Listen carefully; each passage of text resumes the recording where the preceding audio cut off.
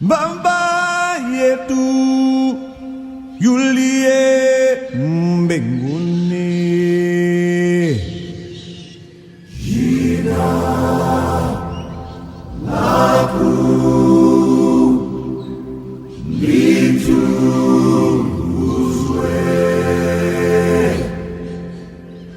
yufalme wako uje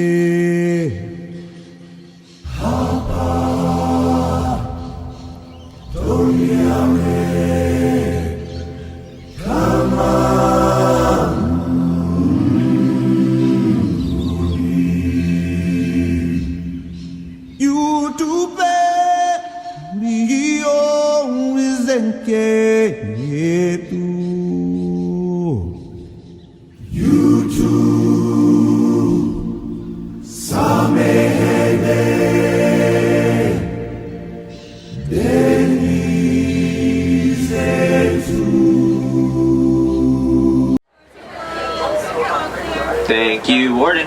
As we like to say here in Harambe, Twinde, which is Swahili for let's go. So Jumbo everyone, my name is Jacob and I will be your safari driver here today on the Harambe Wildlife Reserve. Just a few safety reminders before we get started. Please keep your hands, arms, feet, and legs inside the vehicle at all times and please remain seated. Now we will be beginning our safari in the Little Ituri Forest. Now the forest is home to some rather skittish animals. These animals much prefer to use camouflage to evade predators rather than running away.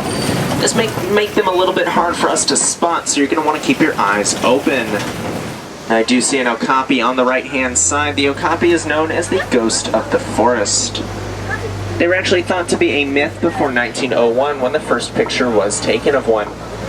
Now some people think that the okapi is related to zebras due to the black and white stripes on their rear legs, but that's not true. They're not related to zebras at all. They are in fact the only known relative of the giraffe. You can tell based on the shape of their head as well as the length of their tongue, with giraffes having an 18-inch long tongue and okapis having a 22-inch one, on average at least. Now we are coming down by the watering hole here, and I can see a black rhino on the left-hand side over by the wall to live on their own. Like all rhinos, they have those impressive horns on their faces, which are made of keratin, the same material as our hair and fingernails. Despite some cultures believing that they have medical properties, this is not true, or else biting your fingernails would be actually healthy. Now on the right-hand side at the top of the hill I can see a bongo, that's the reddish one with horns. And to the right here we have some greater kudu. Greater kudu are the tallest forest antelope, while the bongos are the heaviest. But all the animals there were female. Bongo females have horns just like the males, but that rust red color for their fur is an indicator that they are female. While the males will have a dark brown, almost black fur. The kudu, on the other hand, will have the same color fur, but the males will have quite impressive horns that we did not see on the females. You can actually see what they would look like on the animal spawning guide above your heads on the far left and far right. But now, my friends, we are approaching the Safi River as we make our way deeper into the forest. The river is home to some more aquatic animals, so you're going to want to keep your eyes on the water. Especially keep your eyes open for shadows that might be just under the surface. This is usually an animal, and it's sometimes hard to tell. But I can see some Nile hippos on the right-hand side. Oh my gosh. Now, Nile hippos can hold their breath for up to 8 minutes, including while they are sleeping. Now, they obviously can't sleep a full night in one 8-minute period, so they will be able to jump to the surface to breathe without waking up. Now on the right-hand side are pink-backed pelicans, named because their backs will blush pink during mating season. They've also been known to return to the same nest year after year in order to reuse it. Now I want to talk a little bit more about hippos, because they are quite interesting. They prefer to walk along the bottom of rivers rather than simply swim in them. They can swim, they just don't really like to because it's more energy efficient to just walk on the bottom. Now they will have to come to the surface in order to eat, and when doing so they will produce a chemical known as blood sweat, but don't worry, it's not actually blood or sweat. It's simply a red-colored oil.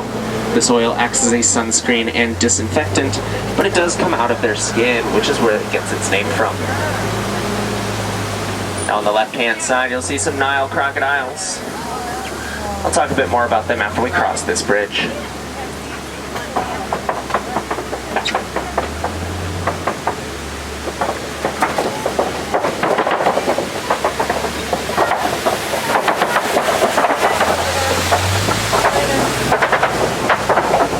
Now, Nile crocodiles are some of the largest reptiles in the world. They're known for that incredibly strong bite, which is created by many, many muscles with one job: to close that mouth as hard and as fast as possible, and then keep it closed. Now, they also have something called dermal pressure receptors. These are pits in their skin which will be full of nerves. These nerves can detect very small pressure changes in the water, and based on this information, the crocodile can know if there's an object nearby. This will allow them to navigate dark and murky water where they cannot see because their eyes are covered. Now on the right hand side there is a baobab tree. Now the baobab tree is sometimes known as the upside down tree because it goes leafless for 9 months out of the year in order to conserve water. As you can see, this makes it look like their roots are sticking up in the air, giving them that nickname. But now in a moment we're about to enter the African savanna, which is home to some of my personal favorite animals. Now I am hoping we get to see at least a few of them because I would absolutely love to show you just what makes them so incredibly special. But as we come down the hill here on the left hand side, you'll get a wonderful view out over the savanna and especially that short grass. But that grass being short is a little odd because no one's mowing the lawn out here. I would also like to call your attention to the Maasai giraffes on the right-hand side. Now you can tell they're Maasai giraffes instead of another type of giraffe because their spots are a little bit rough around the edges. Which is very, very impressive, but I find it more impressive that they only sleep around 30 minutes a day. They'll sleep a couple minutes here and a couple minutes there, totaling to around 30 minutes for every 24-hour period. It's a sleep schedule I really wish I could use. Now on the left-hand side, over in that cave, you can see some African painted dogs. African painted dogs are some of the most successful hunters onto the savanna due to their pack hunting tactics. It looked like somebody splashed paint on them almost at random.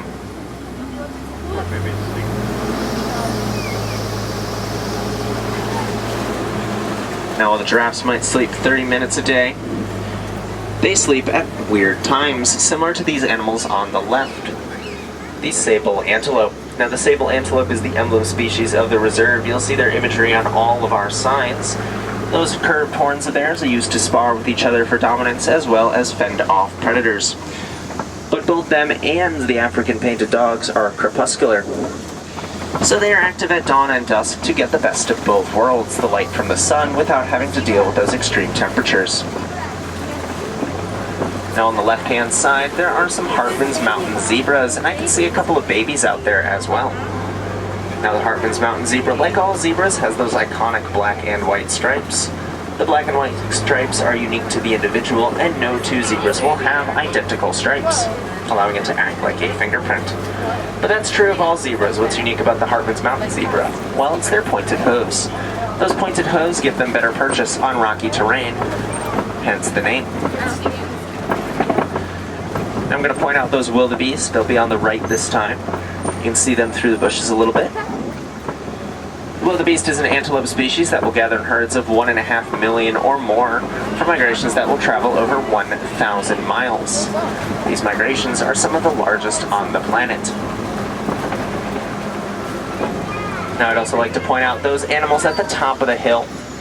They are a very large antelope. In fact, they are the largest species of antelope.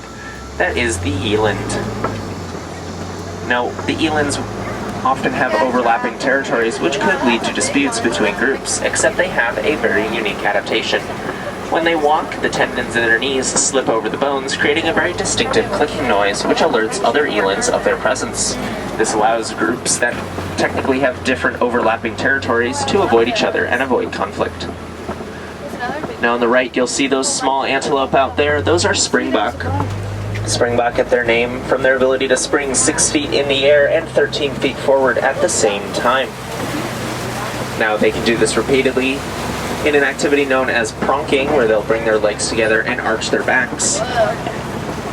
And this can have them reaching speeds of around 50 miles an hour, making them one of the fastest land animals on the planet. Now this also acts as a warning signal to other nearby animals that there could be a predator nearby. Now you can see those wildebeest again, but also those Ankole cattle out there. The Ankole cattle are those cows with the very large horns. Those horns are actually hollow with a honeycomb structure on the inside, which allows blood to flow through them. Now I want to head this way because I'm seeing these knocked over trees, which usually means there's a pretty big animal nearby. Now I'm really hoping there is, because I think that's pretty cool, and I would like to see one. And if I would like to see it, I would also like to show it to all of you. I'm not seeing anything right away, but I do now see some elephants on the right-hand side. Those look like African elephants to me. You can tell because of the shape of their ears, which looks like the continent of Africa. Now those ears will also flap occasionally to cool them off because they act similar to the horns of the Ankole cattle. Oh man. They'll have blood flowing through them, so as they flap them, it cools off that blood and thus cools the entire elephant. Now also pay attention to how those trunks move. They actually have more muscles in there than your entire body. Now I was going to take that road, but it's closed and appears to not exist anymore, so we're going to have to take this detour. Now there is a rather old bridge here, but don't worry, it was repaired recently, so I guarantee it is 100% safe to cross. Here we go. You might get another view of those elephants on the right-hand side, but I make no guarantees.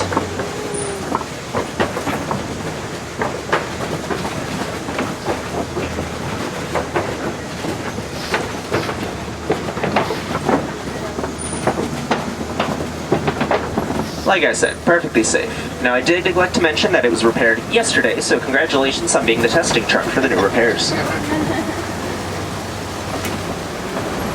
But now, my friends, we have reached some red clay pits. Now the red clay pits are very important for various animals out here on the savannah, because the red clay that they have here is very rich in minerals. You can see on the right where some elephants have gouged out chunks of it, and they most likely ate it. Elephants like that one on the left. And some of those minerals are somewhat hard to find in an elephant's normal diet. So they'll eat the clay as a form of mineral supplement, getting some extra minerals if they're lacking some.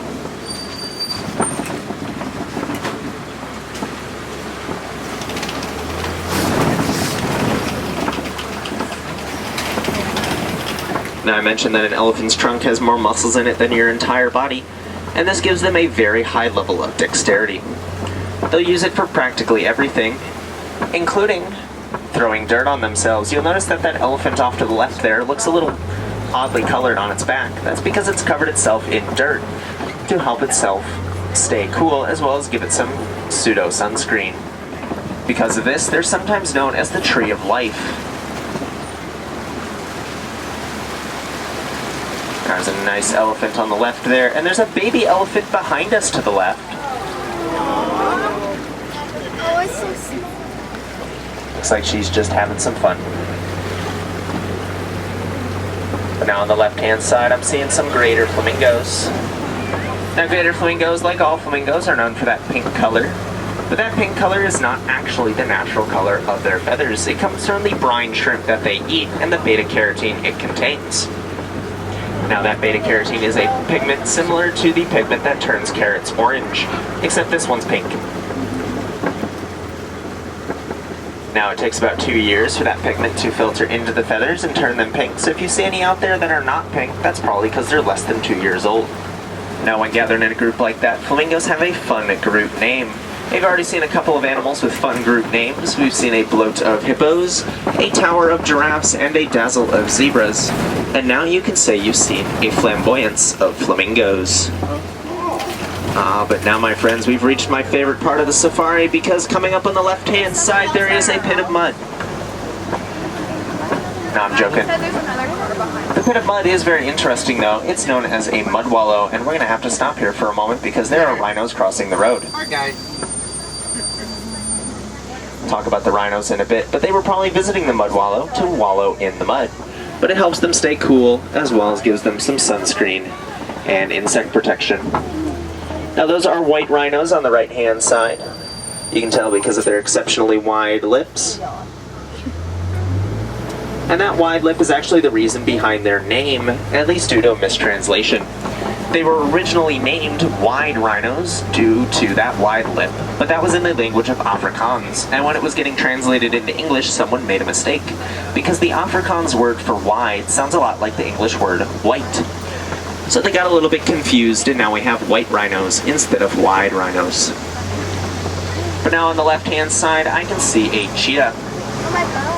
Now the cheetah is the fastest land animal on the planet, able to travel at around 60 miles an hour, but only at a full sprint.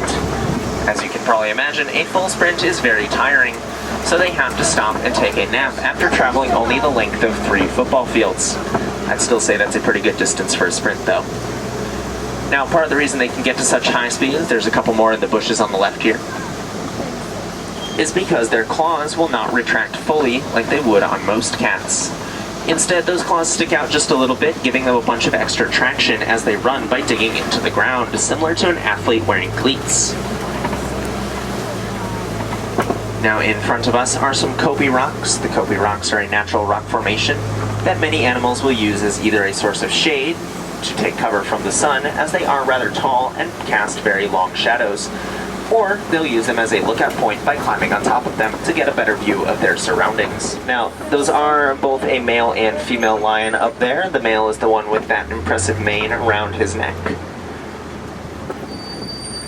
Lions are nocturnal and will sleep 16 to 20 hours every single day.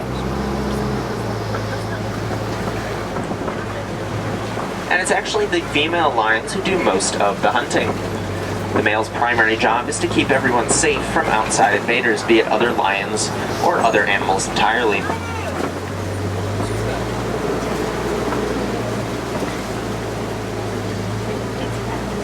Now, a group of lions is known as a pride. And you may have noticed that the white rhinos we saw earlier were in a group. There were 2 of them, and I'm seeing quite a bit more in front of us right now. Now, a group of white rhinos is known as a crash, and this is because they are far more social than those black rhinos we saw earlier, and I think these same 2 rhinos are going to cross the road in front of us again.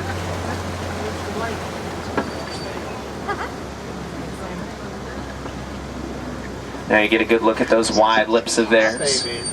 Now they can actually run at 35 miles an hour should they wish to, but this one wants to go 0 at the moment.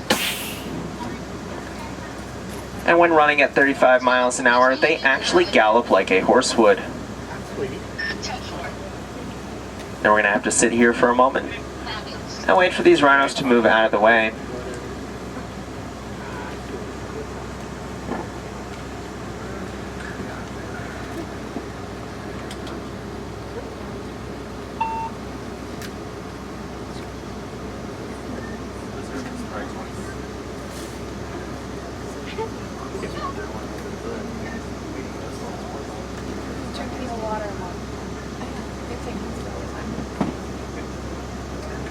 Now if you look behind us to the left, I didn't notice them before, but there's a little cuddle puddle of warthogs back there. Now we're about to enter Magadi Glen.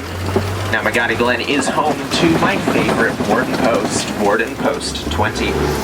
Now it's not my favorite warden post because of the view, although the view is rather nice, but rather because it's a lot less lonely than the other warden posts. Most of the other warden posts leave you with not a lot to do, because you only see animals occasionally, and well, you don't need your help very often. But here there's goats. Nigerian dwarf goats. Now these Nigerian dwarf goats are rather small for a goat species, but these ones here are fully grown, and I love them because they're very cute. But farmers in Africa actually love them for a very different reason. They actually produce a very sweet tasting milk, which is incredibly profitable. When you combine that with the fact that they don't require much space to take care of, it's very profitable for farmers to stop growing crops on a little piece of land and instead raise goats there. They just end up making more money. Now, as we make our way back towards Harambe village, I want to talk a little bit more about farmers, specifically their relationships with elephants. As it turns out, those relationships were pretty terrible because elephants are very large and have a tendency to ignore fences by going right through them. So this led to some trampled crops and angry farmers who were looking for solutions. Unfortunately, the solutions they were finding were not very healthy for elephants, so they needed to find some new ones. And eventually, some scientists did some research and discovered that elephants have a unique warning call that they will only use in the presence of bees.